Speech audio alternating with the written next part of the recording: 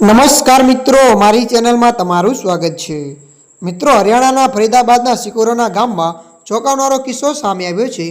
અહીં Saraswati senior secondary સ્કૂલમાં દિવસે મહિલા શિક્ષિકાની હત્યા કરી દેવામાં આવી હતી। સવારે એક મોઢું ઢાંકીને આવેલો વ્યક્તિ સ્કૂલના પરિસરમાં ઘૂસ્યો અને શિક્ષિકા સંધ્યા પર છરીથી તાબડતોડ વાર કર્યો હતો।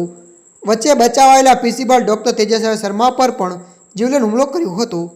કહેવાય છે કે મહિલા શિક્ષિકાએ થોડા દિવસ પહેલાં આરોપી વિરુદ્ધ છેડતીની ફરિયાદ પોલીસમાં નોંધાવી હતી અને તેણે બધાની સામે માફી પણ માગી લીધી હતી।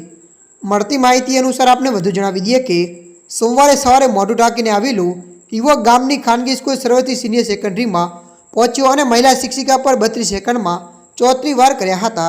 આ હુમલામાં મહિલા ગંભીર રીતે ઘાયલ થઈને જમીન પર પડી ગયા અને ત્યારબાદ શિક્ષિકાનું મોત થયું હતું। ઘટના સવારે 9:40 વાગ્યાની છે। છરીથી હુમલો કરનાર યુવક ગામ કોટનો હોવાનું જાણવામાં આવી રહ્યું છે।